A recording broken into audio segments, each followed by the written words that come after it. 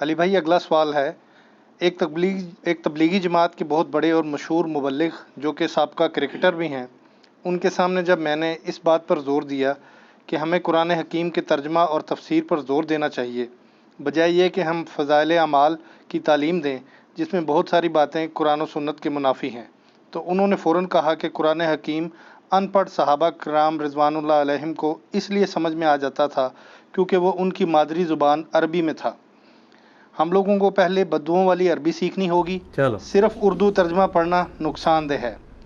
علی بھائی ضمن میں آپ سے ریکویسٹ ہے کہ قرآن پاک کی اس آیت اعوذ باللہ من الشیطان الرجیم بسم اللہ الرحمن الرحیم وَلَقَدْ يَسَّرْنَا الْقُرْآنَ لِلذِّكْرِ فَهَلْ مِن مُدَّكِرٍ کے حوالے سے ہماری رہنمائی فرمائیں، شکریہ۔ شکر ہے جی، آپ نے یہ نہیں کہا کہ ہمیں بدوؤں والی عربی سکھائیں۔ سر جو بدوؤں والی عربی ہے نا، آپ نے اپنے علماء سے پوچھا کہ انہوں نے بدوؤں والی عربی سیکھی ہے کہ نہیں؟ وہ تو ان مدرسوں میں پڑھ رہے ہیں، یہاں پہ بدو ٹیچر ہیں آپ کے جو پڑھا رہے ہیں عربی۔ یہ بات ٹھیک ہے کہ قرآن، میں نے بھی قرآن کے انٹروڈکشن پہ جو لیکچر ریکارڈ کروایا اس میں بتایا تھا کہ قرآن پاک عرب کے جو بادیہ نشین لوگ تھے بدو، ان کی عربک زبان میں نازل ہوئی تھی۔ اس کا یہ مطلب نہیں کہ وہ بدوؤں والی عربی کوئی اور ہے اور آج کی اسٹیبلش عربک اور ہے۔ یہ بھی آپ نے کئی لوگوں سے مت سنی ہوگی کہ جی قرآن کی عربی اور ہے اور جو عربی بولتے ہیں وہ اور ہے۔ نہ، قرآن نے قیامت تک کے لیے عربی زبان کو فریز کر دیا۔ دنیا کی کوئی زبان 100 سال سے زیادہ نہیں نکالتی ہے۔ آپ ذرا 100 سال تو آج سے 70 سال پہلے کی اردو پڑھ کے دیکھ لیں، قرآن کے ترجمے 100 سال نہیں ابھی ہوئے ترجموں کو ہوئے، اشرف علی تھانوی صاحب اور اعلیٰ حضرت امام رضا بریلوی صاحب اور باقی، ذرا ان کی اردو کے الفاظ دیکھیں، کئی ایک ٹھیک ہے، جاوے گا، ہم کہتے ہیں جائے گا، تو یہ جاوے تو لفظ ختم ہو چکا ہے۔ اعلیٰ حضرت کے ترجمے آپ پڑھیں گے، ہم نے تم سے پہلے کئی سنگتیں حلال کر دیں، ختم کر دیں۔ اب آپ ترجمہ دیکھیں گے تو کئی امتیں، کئی قومیں ہلاک کر دیں۔ وہ سنگتیں ہلاک کر دیں، وہ سنگت کہتے تھے، قوم، سنگت کا لفظ ایسے استعمال بھی ہوتا ہے نا، لیکن اب ہمارے آج کی جو اردو بولی جاتی ہے اس میں تو یہ لفظ نہیں استعمال ہوتا، ایبسلیٹ ہو چکا ہے۔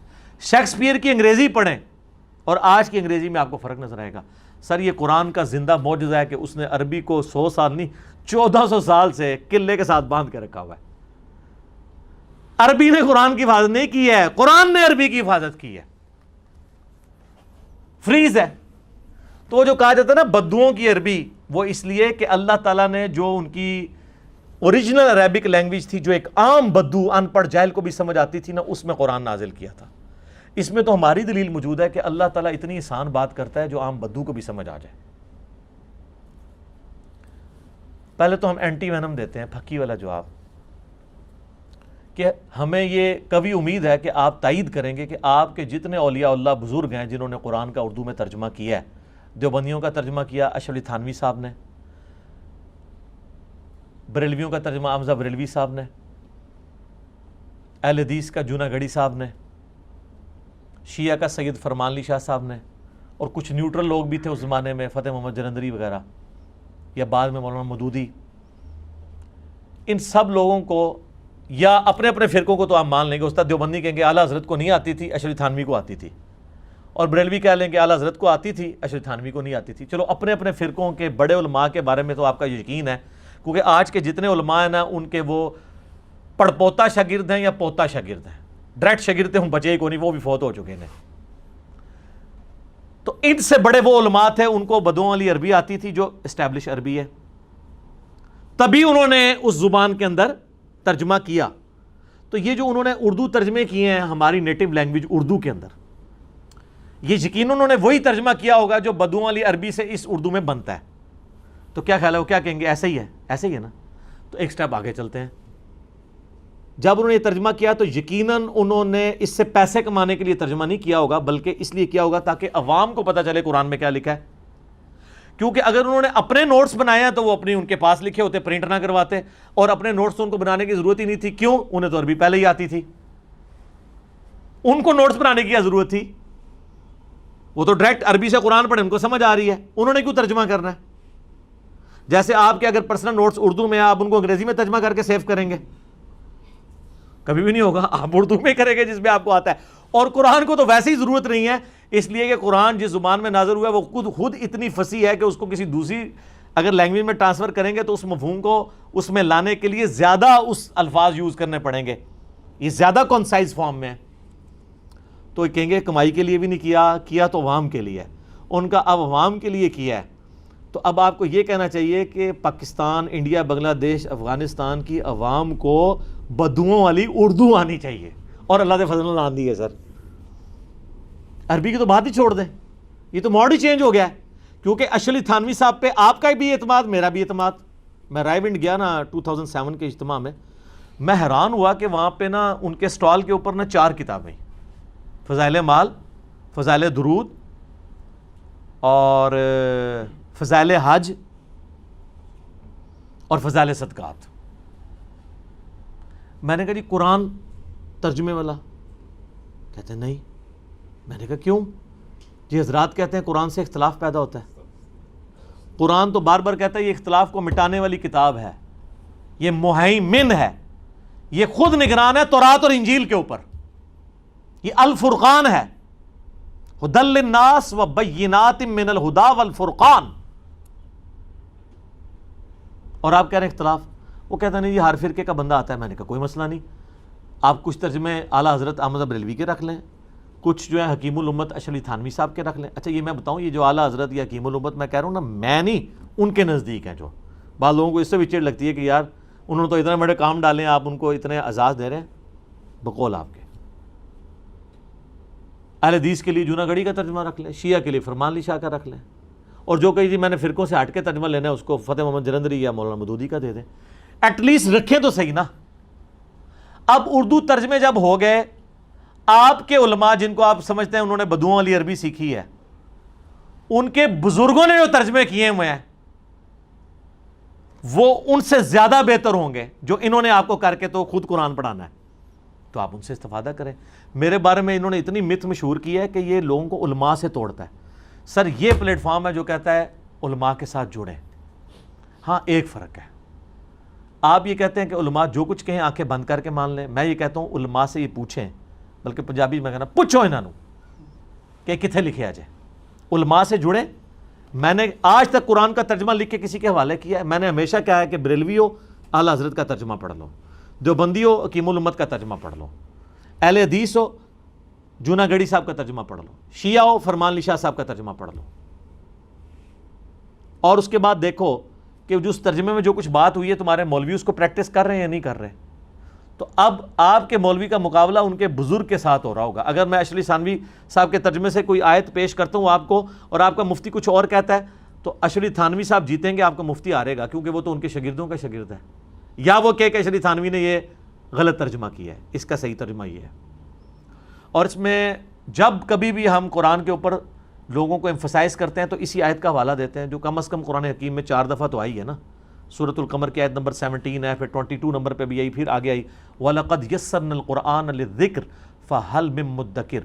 اور ہم نے قرآن کو نصیحت کے لیے، تذکیر کے لیے آسان کر دیا ہے، تو ہے کوئی جو اس کتاب سے نصیحت حاصل کرے؟ لو جی اعلیٰ حضرت نے تو اس آیت کے ساتھ کام ڈالا، اس کا ترجمہ ہی چینج کر دیا. ہم نے قرآن کو یاد کرنے کے لیے آسان کر دیا ہے، تو ہے کوئی اسے یاد کرنے والا؟ اور اس کو لے گئے حفظ کی طرف. ہے کوئی یاد کرنے والا؟ وہ حفظ کی طرف لگا دیا. یار یہ ذکر کو یاد دہانی بھی کہتے ہیں، لیکن وہ یاد دہانی یہ نہیں ہوتی کہ رٹا مارنا. قرآن کے لیے بھی ہے اِنَّا نَحْنُ نَزَّلْنَا الذِّكْرَ وَإِنَّا لَهُ لَحَافِظُونَ. ہم نے اس الذکر یاد دہانی والی چیز کو نازل کیا، ہم اس کی حفاظت کرنے والے ہیں. یہ کس کی یاد دلاتی ہے؟ اللہ کی. تو قرآن حکیم میں جو آیا نا وَلَقَدْ يَسَّرْنَا الْقُرْآنَ لِلذِّكْرِ فَهَلْ مِن مُدَّكِرٍ، قرآن کو یاد کروانے کے، یاد سے مراد حفظ نہیں ہے، اللہ کی یاد دلانا، نصیحت. ہے کوئی یاد کرنے والا؟ یاد کرنے والا وہ حفظ والا نہیں ہے. ویسے یہ ان کو یہ ترجمے یہ لفظ نہیں تھا استعمال کرنا چاہیے، اس سے تو دھوکہ ہو گیا، تو دھوکہ ہو گیا. کیونکہ اس یاد سے مراد نصیحت تھا، نہ کہ اس سے مراد حفظ کرنا تھا. اور اسی لیے آپ دیکھ لیں نصیحت پکڑ رہی کوئی نہیں ہے. کدھر پکڑی انہوں نے نصیحت؟ الٹا آپ کو کہہ دیا جی قرآن ڈائریکٹ نہیں پڑھنا، آپ گمراہ ہو جاؤ گے. کیوں؟ قرآن بڑی مشکل کتاب ہے. اچھا فضائل اعمال اور فضائل سنت آسان کتابیں ہیں؟ ہاں جی وہ بہت آسان ہے.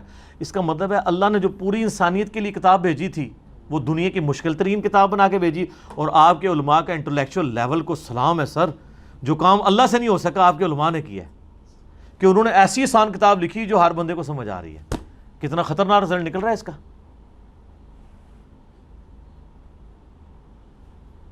یہ جو دعویٰ کر رہے ہیں کتنا خطرناک رزلٹ نکل رہا ہے اس کا کہ اللہ تو بات نہیں سمجھا سکا. سر اللہ تعالیٰ نے تو کافروں کے تانے سن لیے ہیں اس کتاب کو آسان نازل کرنے کی وجہ سے کہ ایک ایسی کتاب ہے جس میں مکڑی کی مثال ہے، مکھی کی مثال ہے. تو اللہ تعالیٰ نے سورۃ البقرہ میں اللہ تعالیٰ اس بات سے حیا نہیں فرماتا کہ مچھر کی مثال بیان کرے یا اس سے بھی کسی حقیر چیز کی. کیوں؟ اللہ کا مقصد بات کو سمجھانا ہے، اپنے علم کا روب ڈالنا نہیں ہے. اس لیے میں کہتا ہوں قرآن کی عربی اتنی آسان ہے، حدیثوں کی عربی جو پیور لٹریچر کی ہے. قرآن میں اللہ تعالیٰ نے بار بار وہی آیات ریپیٹ کی ہیں تاکہ نہ قرآن کی عربی مشکل نہ لگے، آسان لگے، لوگوں کو بات سمجھ آئے، ہر بندے کو اپیل کرے. باقی یہ جو دھوکہ دیا نا انہوں نے کہ جی وہ ترجمے چینج کر دیے، ایک چپ کٹو نے دوا چپ پا چھڑ دینے اور ترجمے چینج کر دیے. اچھا جی چھوڑے جی ترجمے چینج کر دیں، تسی جس ترجمے نو مندے ہو نا او لے آؤ. دسو کس نے ایاک نعبد و ایاک نستعین کا ترجمہ یا علی مدد کیا ہے؟ شیعہ کا بھی اٹھا کے دیکھیں ترجمہ، انہوں نے بھی ساتھ تفسیر میں لکھا ہے کہ آیت ثبوت ہے کہ مدد صرف اللہ سے مانگنی چاہیے. اعلیٰ حضرت نے پتہ کیا ترجمہ کیا؟ اے اللہ تیری ہی عبادت کریں اور تجھی سے مدد چاہیں. سب سے بیسٹ ترجمہ کیا ہے. باقی صاحب نے ترجمہ کیا اللہ تیری عبادت کرتے ہیں اور تجھی سے مدد چاہتے ہیں. یہ ترجمہ کمپریہنسو نہیں ہے. کیوں؟ یہ نعبد اور نستعین یہ مضارع کے سیکھے ہیں اور عربی میں دو ٹینس ہیں، پاسٹ ٹینس اور پریزنٹ ٹینس. فیوچر اسی کے اندر آ جاتا ہے. پریزنٹ اور فیوچر کے لیے ایک سیگا استعمال ہوتا ہے اور پاسٹ کے لیے علیحدہ. اس کو کہتے ہیں فعل ماضی اور یہ ہے فعل مضارع. یہ مضارع کا سیگا ہے. اس کا ترجمہ صحیح پتہ کیا بنتا ہے؟ اے اللہ تیری ہی عبادت کرتے ہیں، تیری ہی عبادت کریں گے. تجھی سے مدد چاہتے ہیں، تجھی سے مدد چاہیں گے. اب یہ دو بار جملے لکھنے پڑنے تھے. اعلیٰ حضرت نے کیا کمال ترجمہ کیا ہے. اے اللہ تیری ہی عبادت کریں اور تجھی سے مدد چاہیں. مراد کیا؟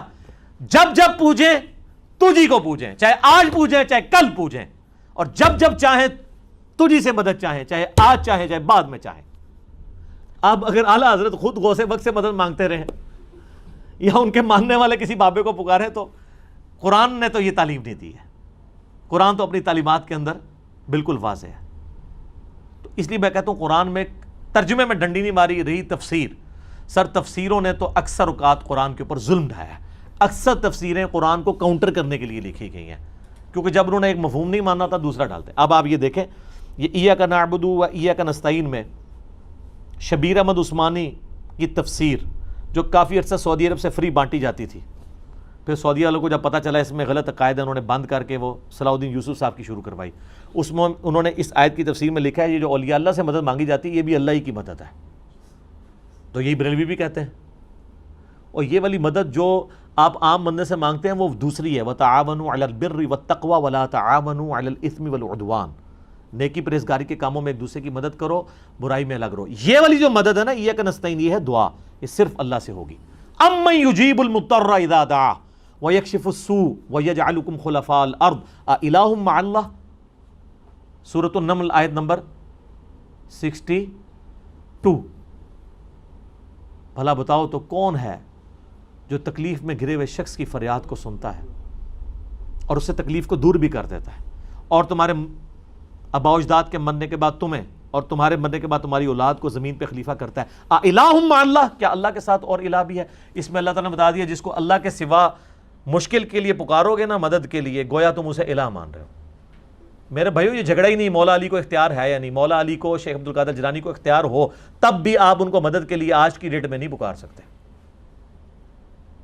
مولا علی بھی اللہ کو پکارتے تھے. مولا علی کا صحیح شیعہ بھی وہ ہوگا جو اللہ کو پکارے گا. آپ یہاں بیٹھے ہیں، میں آپ کو کہتا ہوں مجھے پانی پلا دو، بالکل ٹھیک ہے، وَتَعَاوَنُوا عَلَى الْبِرِّ وَالتَّقْوَى. اور آپ بغداد میں ہیں، وہاں بھی قبر کے اندر دفن ہے، اور میں کو مجھے پانی پلا دو، وہی بات وہی جملہ شرک ہو جائے گا. اس کو اور آسانی سے سمجھیں. بارش کون برساتا ہے؟ اللہ. بائی چانس ہو بھی رہی ہے، الحمدللہ. لیکن یہ ڈیوٹی کس کی ہے؟ فرشتوں کی. لیکن کبھی ہمیں وسوسہ بھی آتا ہے کہ ہم بارش کے لیے کسی فرشتے سے کہیں کہ اے فرشتے تجھے اللہ نے اختیار دے رکھا ہے تو مہربانی کر بارش اللہ کے اذن سے ہی نازل فرما دے، یا فرشتوں یہ پیغام دے دو کہ گرمی کا موسم قریب آ رہا ہے. وہ تو نعت لکھی تھی نا، وہ نعت بھی غلط ہے. فرشتوں کو نہیں آپ نے کہنا، آپ نے کہنا اللہم صلی علی محمد. وہ حدیث ٹھیک ہے کہ سنن نسائی میں حدیث ہے کہ اللہ کے کچھ فرشتے زمین میں سیاحت کرتے ہیں، میرے امتیوں کا سلام مجھ تک پہنچاتے ہیں. لیکن نبی علیہ السلام نے یہ نہیں کہا کہ آپ نے فرشتوں کو کہنا ہے، آپ نے کوئی ڈیوٹی اسائن کرنی ہے. نہیں، انہوں نے تو اللہ کا کہنا ماننا ہے، آپ کا تو ماننا ہی نہیں ہے. فرشتے کو آپ مدد کے لیے کسی اسائنمنٹ کے لیے نہیں پکار سکتے. تو بارش کی ذمہ داری اگر فرشتوں کی ہے، مدد کس سے مانگنی ہے بارش کے لیے؟ اللہ سے. تو اگر بالفرض کسی بابے کی کوئی ڈیوٹی لگی بھی ہوئی ہے آپ کی نظر میں، مانگنا پھر بھی اللہ سے. تو یہ جو اس طرح کے دھوکے دیتے ہیں نا کہ جی وہ قرآن حکیم جو ہے وہ ترجمے سے ڈائریکٹ پڑھیں گے گمراہ ہو جائیں گے، صرف اس لیے کر رہے ہوتے ہیں کہ نا آپ کو قرآن سے دور رکھیں. پھر اور کوئی بہانہ نہیں ہوگا نا تو الٹیمیٹلی یہ بہانہ ہوگا جی دیکھیں جی ترجموں میں اتنا فرق ہے، کس کا پڑھیں؟ سر جس کا مرضی پڑھیں، کوئی فرق ہی نہیں ہے. اور اگر آپ میری مانیں تو گوگل حافظہ اللہ کا پڑھ لیں، اس میں آن لائن ٹرانسلیٹر موجود ہے، ادھر عربی ڈالیں ادھر ترجمہ آ جاتا ہے. آج تک پریکٹیکلی کسی نے یہ اپنی زندگی میں 5 منٹ نکالیں اس کام کے لیے کہ وہ کبھی سارے ترجموں کو کمپیئر ہی کر لے؟ اور یہ جو متھ علماء نے مشہور کی ہے کہ ترجمے چینج کر دیے، تو بتائے ذرا کہاں پہ چینج ہوئی ہے؟ رہا الفاظ کا چناؤ. سر آپ 10 صحابہ کو بھی بٹھائیں نا جن کو اردو آتی ہو، وہ ایک طرح کے الفاظ کا ترجمہ نہیں کر سکتے عربی کا اردو میں. آپ 10 PhD انگلش بٹھا لیں جن کو اردو اور عربی آتی ہو، اور ان کو کہیں کہ جناب اس کا ترجمہ آپ ذرا کرو، کیا وہ 10 کے 10 ایک طرح کے الفاظ کے ساتھ ترجمہ کریں گے؟ نہیں. کبھی بھی ایک زبان دوسری زبان میں ایک طرح کے الفاظ کے ساتھ ٹرانسفر نہیں ہوگی. لیکن آپ یہ مانیں گے کہ وہ 10 کے 10 کا مفہوم ایک ہی ہوگا. اگر کوئی بسم اللہ کا ترجمہ کرتا ہے اللہ کے نام سے شروع، وہ بھی درست. جو کرے گا شروع کرتا ہوں اللہ کے نام سے، وہ بھی درست. اور جو کرے شروع اللہ کے نام سے، تو وہ کہتے ہیں جی کرتا ہوں تو لڑکی کا کرے گی، وہ تو کرتی ہو جائے گا. وہ کہتے ہیں شروع اللہ کے نام سے. او خدا دنا ہے، شروع کر، شروع کر. تو شروع ہی جی پھنس گئے ہیں، ایدے جی اچھائی رکھے ہے جناب کہ جی وہ شروع کتوں ہو رہا ہے جی، او شروع کر اگے بھی ٹور، شروع کر. اس طرح ہو ہی نہیں سکتا کہ 100% ایک طرح کے الفاظ ہوں. یہ سارے ان لوگوں کے دھوکے ہوتے ہیں. کبھی کس طریقے سے شیطان داخل ہونے کی کوشش کرتا ہے. لیکن سر اللہ تعالیٰ نے ہر بلا کے اوپر ایک بلا چھوڑی ہوئی ہے، ٹھیک ہے، کہ جو ان ساری بلاؤں کو غائب کر دیتی ہے. یہ جتنی لیم ایکسکیوزز پبلک کے سامنے لے کے آئیں گے ہم اتنے ہی ان کو جوابات دیں گے. پھر دیکھیں فضائل اعمال میں انہوں نے لکھا ہے کہ جی 18 علوم چاہیے قرآن کی تفسیر کے لیے. یار تفسیر کرنے کا تو آپ کو کہہ ہی نہیں رہے، ہم تو کہہ رہے ہیں ترجمہ پڑھیں اور عمل کریں. ہمیں تو پتہ ہے کہ 18 علوم کے نام تو پہلے آپ کے علماء کو بھی نہیں آتے. اگر وہ آئیں گے بھی اس میں ایک سائنس کا علم ہے، وہ سرے سے نہیں آتا. آپ کے علماء تو آج تک یہ نہیں فیصلہ کر سکے کہ زمین ساکن ہے یا نہیں ہے. وہ بھی جینی صاحب آپ کو سمجھا رہے ہیں آ کے. جیالوجی کا علم ہے، ایمبریالوجی، باٹنی. وہ سر ایمبریالوجی سے سپیلنگ نہیں لکھ سکتے، علم تو بڑی دور دی گل ہے. تو 18 علوم تو ان کو بھی نہیں آتے سارے. سر یہ تفسیر کی بات ہے. قرآن کا جو مقصد ہے نصیحت، وَلَقَدْ يَسَّرْنَا الْقُرْآنَ لِلذِّكْرِ فَهَلْ مِن مُدَّكِرٍ، نصیحت کے لیے. یہ چلیے بھائی اس کا نمبر آئی تھنک شاید پہلے آپ نے سورہ قمر کا 17 بولا تھا، یہ 32 نمبر نہیں 17 پہ بھی ہے. ہاں جی 4 دفعہ میں نے کہا ریپیٹ ہوتا ہے. 32 پہ بھی ہوتا ہے، 17 سے سٹارٹ ہوتا ہے. آپ ذرا کھول کے 17 دیکھیں. جی جی جی 17 بھی ہے، 22 بھی ہے، 32 بھی ہے. تو جیالوجی کا علم ان کے پاس آیا ہوگا؟ نہیں. 18 علوم ہے. اچھا 17 علوم کے بعد انہوں نے لکھا کہ 17 علوم تو آپ حاصل کر لیں گے، 18 واہ بھی ہے. واہ بھی پتہ کیڑا ہوتا ہے؟ God gifted. آپ 17 حاصل بھی کر کے آ جائیں، آپ کہیں گے جی وہ تو نہیں ہے آپ کو. ظاہر ہے وہ تو کون کلیم کر سکتا ہے؟ یہ جو کلیم کیے ہوئے ہیں وہ بھی نہیں کر سکتے، کیونکہ بریلویوں کے کلیم کیے ان کو دیوبندی نہیں مانیں گے، دیوبندیوں کو وہ نہیں مانیں گے، اہل حدیث ان کو نہیں مانیں گے، سنی ان کو نہیں مانیں گے، شیعہ ان کو نہیں مانیں گے. اور کہتے ہیں 18 علوم. یہ تفسیر کے لیے ضرور چاہیے ہوں گے. قرآن کا مقصد تفسیر نہیں ہے، نصیحت حاصل کرنا ہے. اور نصیحت والی آیات قرآن میں بالکل واضح ہیں، اطیعوا اللہ و اطیعوا الرسول۔ سورہ آل عمران کی آیت نمبر 7 ہے کہ قرآن حکیم کی آیات کی 2 اقسام ہیں، ایک محکمات اور متشابہات۔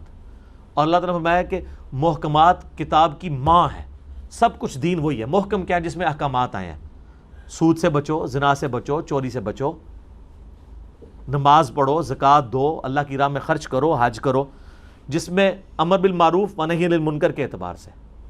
تو یہ سارے واضح ہیں، اس کے لیے کوئی راکٹ سائنس کی ضرورت ہے؟ عقیدہ تو سارے کا سارے ہی محکم ہے، لیکن جس نے ایاک نستعین نہیں ماننا اس کے لیے وہی متشابہ بن جائے گا۔ وہ پھر تفسیریں کالی کریں گے، اتنے پورے قرآن کی تفسیریں لکھ کے فوت ہو جائیں گے، قرآن نہیں سمجھ آئے گا۔ تو میں کہتا ہوں پہلے قرآن ایک دفعہ ترجمے سے پڑھیں۔ صوت القرآن چینل کا یوٹیوب پہ اویلیبل ہے، عربی قرآن اور ترجمہ، وہ سنیں۔ ایٹ لیسٹ زندگی میں مرنے سے پہلے ایک دفعہ اس کو کور کر لیں، تفسیر بعد میں پڑھ لیجیے گا، پہلے یہ سیکھیں کیا ہے، چھوٹے چھوٹے نوٹس ساتھ بناتے جائیں، آپ کو پتہ چلے گا آپ کو اکثر باتیں انہوں نے آؤٹ آف کانٹیکسٹ بتائی ہوئی ہیں، جھوٹ بتائی ہوئی ہیں۔ ہمارے محلے میں نا جب کئی لوگ میری وجہ سے گمراہ ہونے شروع ہوئے انورٹڈ کاماس میں، ایک دیوبندی مفتی انہوں نے بلا کے نا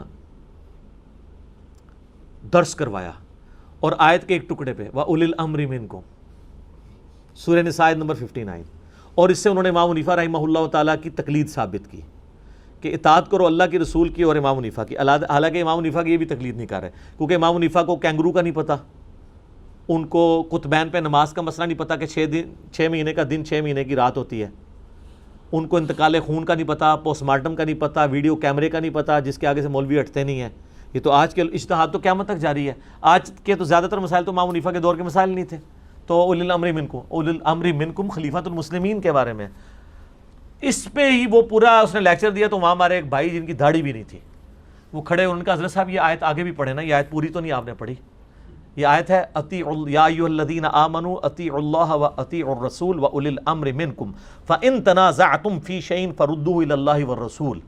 اگر اولو الامر سے بھی تمہارا جھگڑا ہو تو معاملے کو پلٹانا ہے اللہ اور اس کے رسول کی طرف، کتاب و سنت کی طرف۔ ان کنتم تؤمنون باللہ والیوم الآخر، اگر واقعی تم اللہ اور یوم آخرت کو مانتے ہو، ذالک خیر و احسن تأویلا، اسی میں تمہاری خیریت ہے اور اسی کا انجام بہتر ہونا ہے۔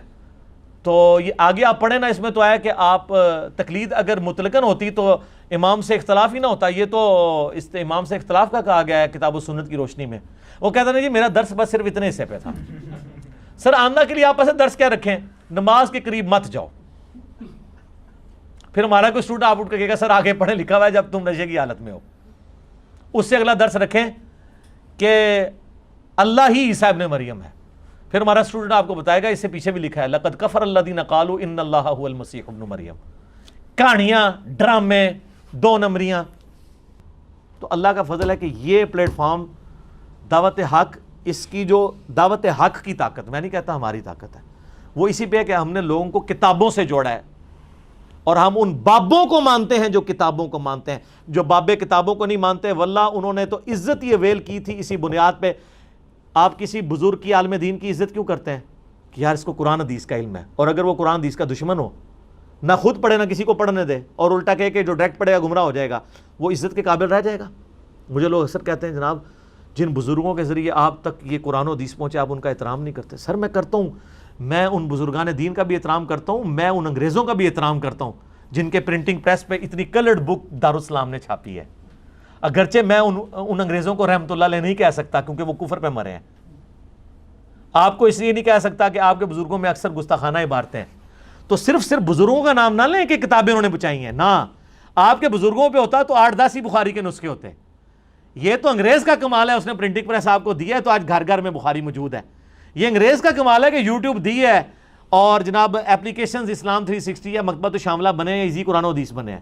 اس میں آپ کے بزرگ کا کیا کمال ہے؟ وہ تو ایک گھڑی نہیں بنا سکے جس میں آپ نماز کا ٹائم سیٹ کر سکے۔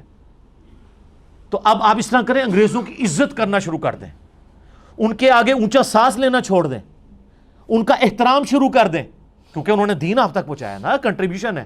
تو کیا کہیں گے؟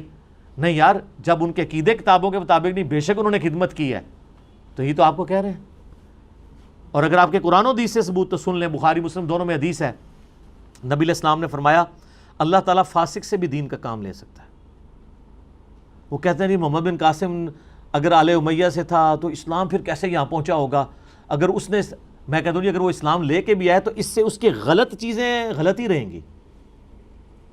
حجاج ابن یوسف نے اگر کوئی اچھا کام کیا ہے، عبد الملک بن مروان نے قبۃ الصخرہ ڈوم آف دا راک یروشلم میں بنوایا ہے، تو ہزاروں صحابہ کو بھی تو قتل کروایا ہے انکلوڈنگ عبداللہ ابن زبیر۔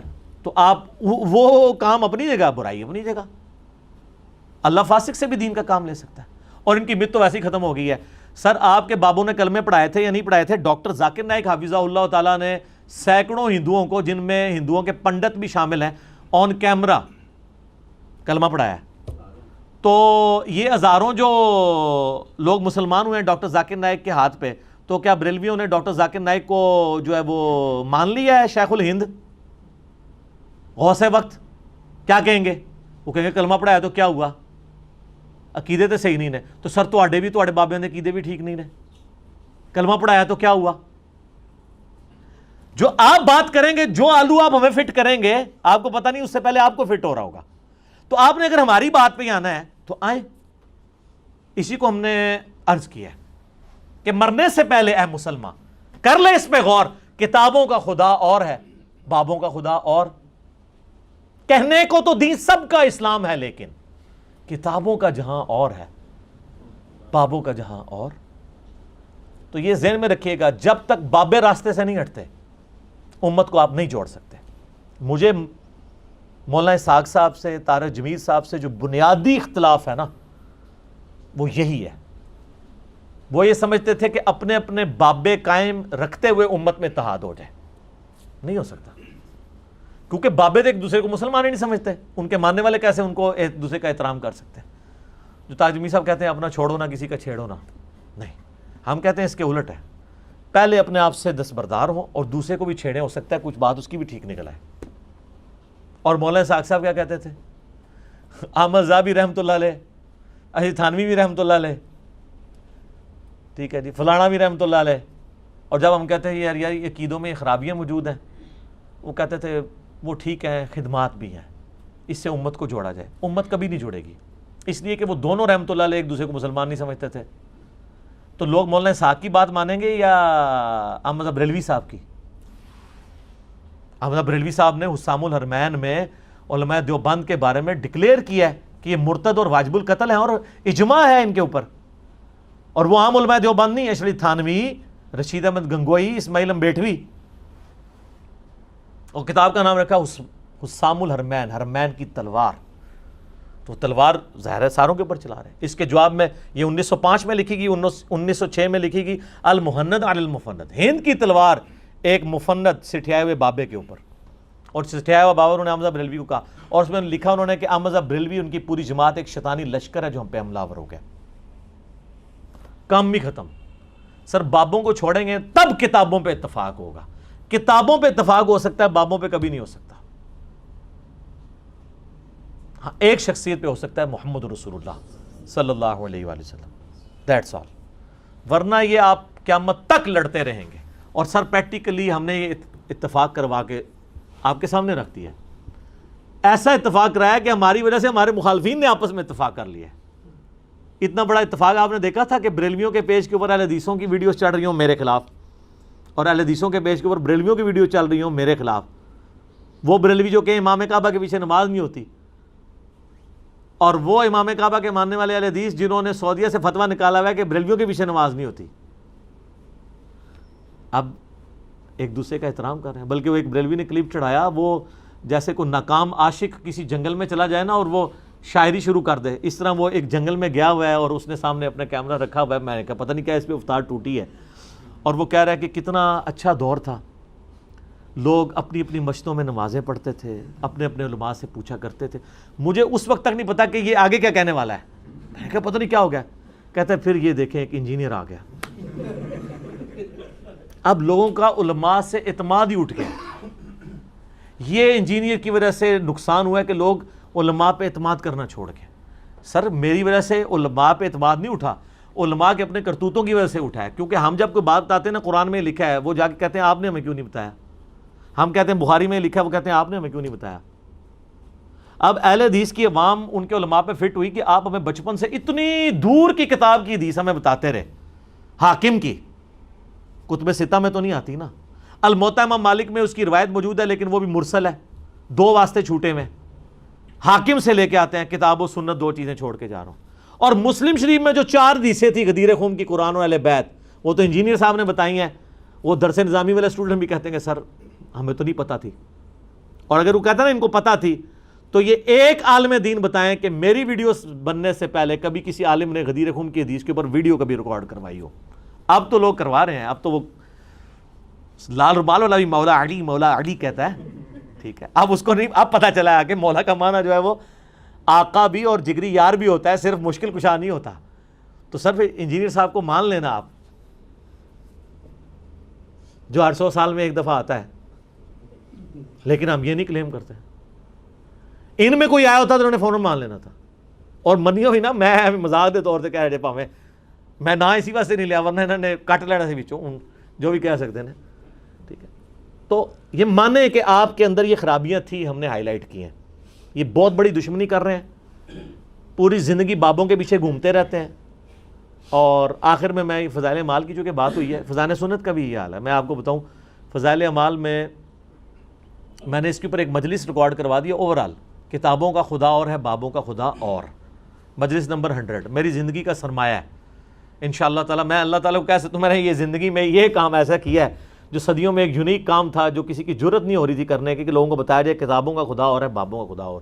اس میں بھی میں نے جو شروع کا 1 گھنٹہ مقدمہ پیش کیا، اس میں نے پیش کیا تھا فضائل اعمال میں لکھا ہوا ہے، فضائل ذکر والے چیپٹر کے، فضائل قرآن والے چیپٹر میں، قرآن کے پڑھنے کی جو تلاوت کے فضائل ہیں، کہ ایک رات احمد بن حنبل کو خواب میں اللہ تعالیٰ کی زیارت ہوئی. کہانی کا سٹارٹ ہی بلنڈر سے ہو رہا ہے. یہ حضرت موسیٰ علیہ السلام کو خواب میں کیوں نہیں زیارت ہوئی؟ 143 الاعراف آیت نمبر 143 میں اللہ تعالیٰ نے موسیٰ علیہ السلام کہا تو مجھے نہیں دیکھ سکتا، پہاڑ کی طرف دیکھ. ادھر اگر موسیٰ علیہ السلام کو اللہ تعالیٰ کہتا ہے کہ میں نے احمد بن حنبل کو بعد میں زیارت کرانی ہے، خواب والا پیکج منظور ہے، انہوں نے کہنے سے بالکل یا اللہ، جڑا پیکج موسیٰ علیہ السلام کو آفر نہیں ہوا ہے احمد بن حنبل کہانی. یہی امام حنیفہ کے بارے میں انہوں نے مشہور کیا. اماموں کو ہم کریٹیسائز نہیں کر رہے. جب ہم عیسیٰ ابن مریم کے نام پہ شرک جو کھڑا ہوا ہے اس کا مذمت کرتے ہیں تو عیسیٰ ابن مریم کو ہم برا نہیں کہہ رہے، نعوذ باللہ، وہ وجیہن فی الدنیا والآخرہ. تو احمد بن حنبل کہتے ہیں میں نے اللہ سے پوچھا کہ سب سے زیادہ تیرا قرب کیسے حاصل کروں؟ تو کہا قرآن کے ذریعے. تو احمد بن حنبل نے کہا یا اللہ سمجھ کے یا بغیر سمجھ کے؟ اندازہ کرو، احمد بن حنبل کو تو یہ کہنے کی ضرورت نہیں تھی، ان کو تو عربی آتی تھی. یہ سمجھے کہ احمد بن حنبل کدھر پنجاب دے کسی قصبے پیدا ہوئے نے، کہ سمجھ کے بغیر سمجھ کے. اور اس سے بڑی بات یہ احمد بن حنبل کو جاہل مانتے ہیں کیونکہ عالم کو تو عربی آتی ہوتی ہے. انہوں نے سمجھا کہ احمد بن حنبل کوئی مویشی ڈنگر پالنے والا کوئی بندہ ہوگا، تو وہ اس نے آگے سے پوچھ لیا. یا ہو سکتا ہے یہ تعویل کریں کہ انہوں نے اپنے ہاتھ سے نہیں پوچھا سی، تو اڈے سے پوچھا سی، چلو جی ایمان. تو اللہ نے کہا کہ چاہے سمجھ کے چاہے بغیر سمجھ کے. تو قرآن کیا اس لیے نازل ہوا ہے کہ بغیر سمجھے؟ پورے قرآن کا مقدمہ یہ ہے کہ قرآن ہم نے نصیحت کی نازل کیا. سورہ محمد میں آتا ہے کیا تمہارے دلوں کے اوپر تالے پڑے ہوئے ہیں، تم قرآن کے اوپر تفکر نہیں کرتے ہو؟ سورہ صاد کے اندر آئی ہم نے کتاب اس لیے نازل کی کہ تاکہ اس کی آیات پر غور کیا جائے اور عقل مند لوگ اس سے نصیحت حاصل کریں. فی البدی بے شمار آیات ہیں، میں نے اس پہ پورا ریسرچ پیپر لکھا ہے، امام الانبیاء کی دعوت قرآن، ریسرچ پیپر نمبر 4، کہ قرآن تو اس لیے نازل ہی نہیں ہوا تھا کہ اس سے مردے بخشوائے جائیں، یہ تو قرآن تعلیم کے لیے نازل ہوا تھا. تو کتنے غیر محسوس طریقے سے انہوں نے قرآن کی نفرت آپ کے دلوں میں ڈالی ہے. تو ان علماء نے تو دین کی حفاظت کرنی تھی، لیکن الٹا یہ خود دین کے دشمن بنے. ابھی میں نے اور بہت کچھ باتیں کرنی ہیں لیکن ضرورت نہیں ہے. میں نے پچھلے دنوں ایک ویڈیو ریکارڈ کروا دی ہے علماء کے فضائل کے اوپر، علماء سو کے، بلعم بن باعورہ والی. آیا چاس آیا ویڈیو دیکھ کے؟ ایک ایک حوالہ ڈسپلے کرایا ہے سائڈ پہ، تو وہ میری ویڈیو دیکھ لیں. باقی جتنی میں نے باتیں کرنی ہے نا وہ ان 35 منٹس کے اندر میں نے کی ہوئی ہیں، ورنہ یہ 35 منٹ اور کلپ آگے چلا جائے گا. ٹھیک ہوگا جی.